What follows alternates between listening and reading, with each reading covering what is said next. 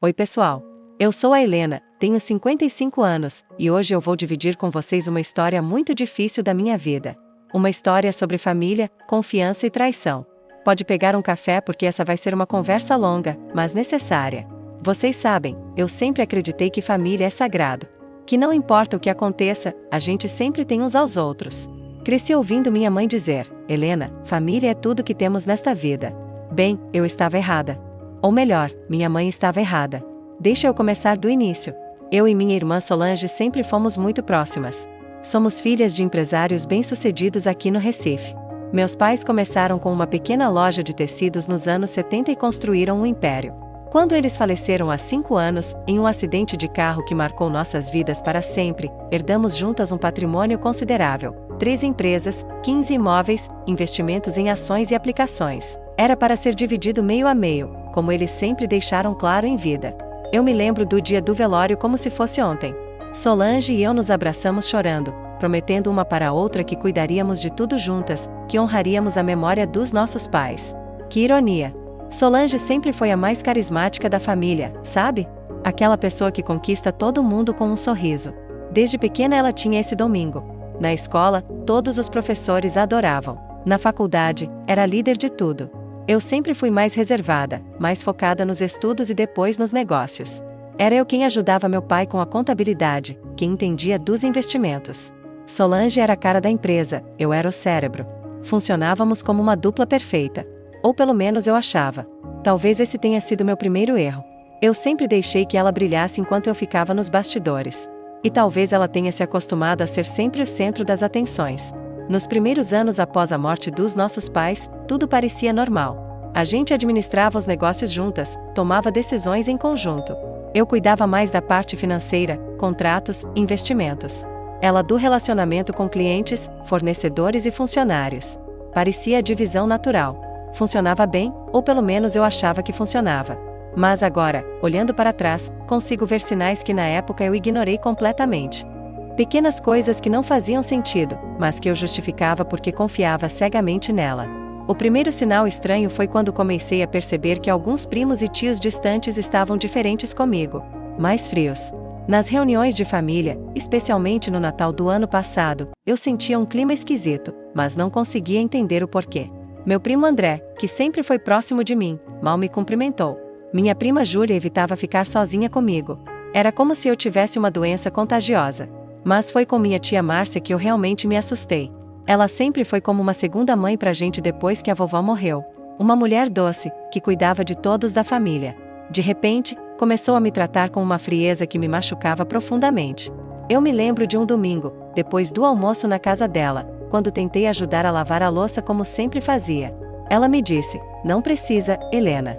Você já fez o suficiente.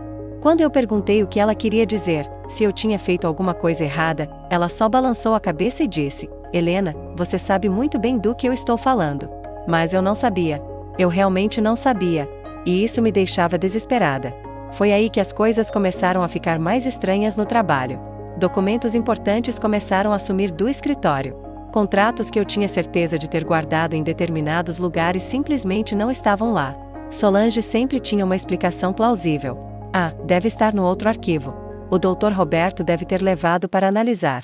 Você não lembra que a gente guardou em casa para revisar com calma? E eu acreditava. Porque era minha irmã. Porque jamais desconfiaria dela. A coisa ficou mais séria quando recebi uma ligação da Dona Carmen, administradora do nosso prédio comercial mais valioso, um prédio de 8 andares no centro da cidade que rende mais de R$50 mil por mês. Ela me disse, meio sem jeito, que havia recebido orientações para transferir todos os comunicados, boletos e documentos apenas para Solange. Fiquei confusa. Quando questionei minha irmã sobre isso, ela riu daquele jeito dela, descontraído, e disse, Helena, você anda tão estressada ultimamente, tão sobrecarregada com tudo. Achei melhor centralizar essas coisas comigo para não te dar mais trabalho. Você não precisa se preocupar com essas burocracias chatas. Eu que sempre cuidei da parte administrativa de tudo.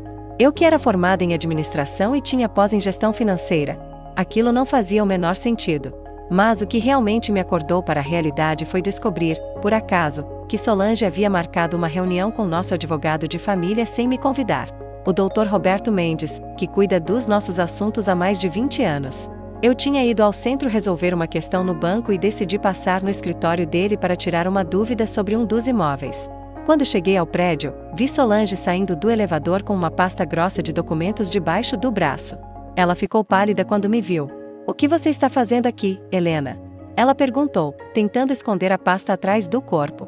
"Solange, o Dr. Roberto é nosso advogado. Por que vocês se reuniram sem mim?" Ela gaguejou, coisa que nunca tinha visto ela fazer. Disse que era só para esclarecer umas dúvidas sobre o inventário, nada demais, que não queria me incomodar com bobagem.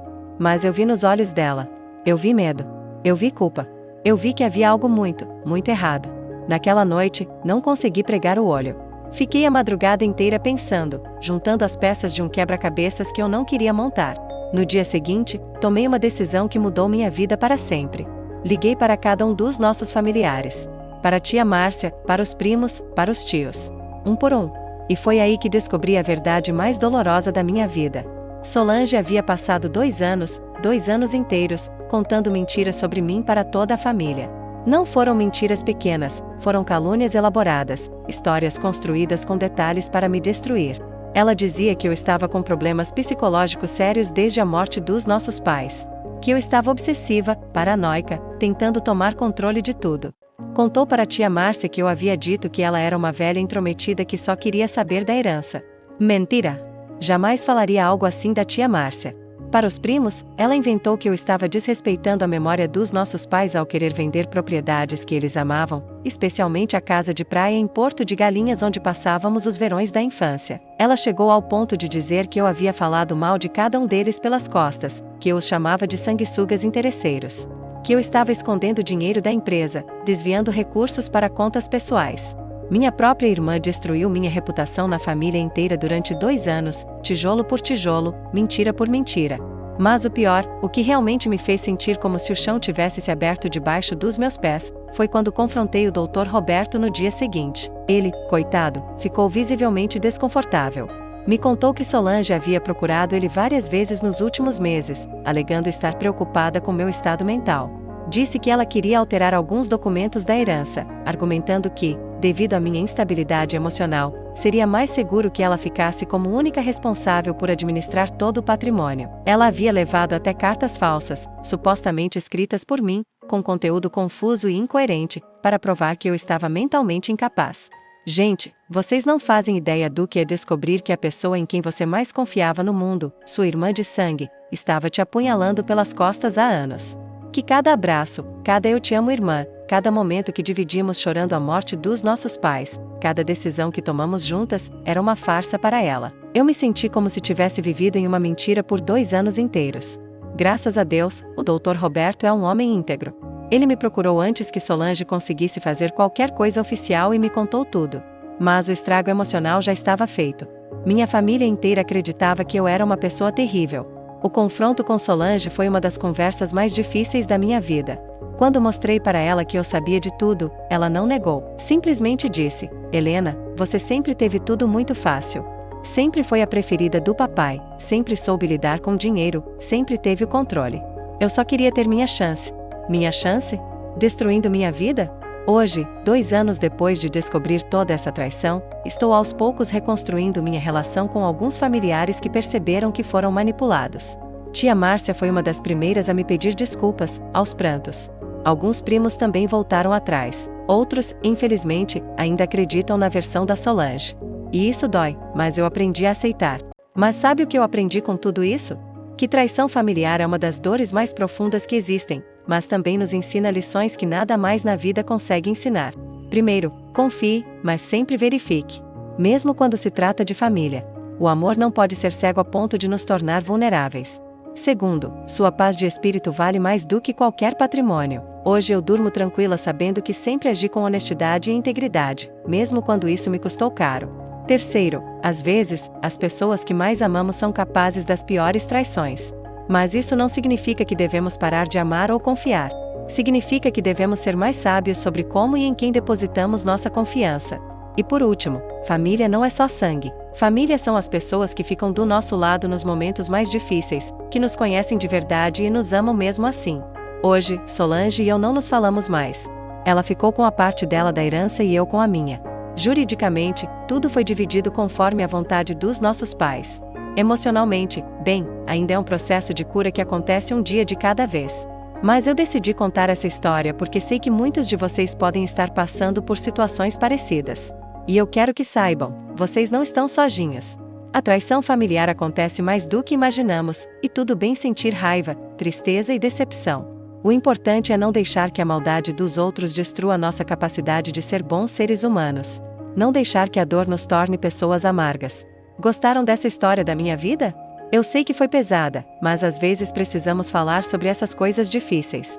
Se vocês quiserem ouvir mais histórias reais como essa, se inscrevam no canal e me digam nos comentários se já passaram por algo parecido.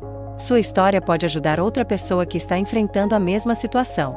E lembrem-se, vocês são mais fortes do que imaginam. Um beijo no coração de todos vocês, e até a próxima!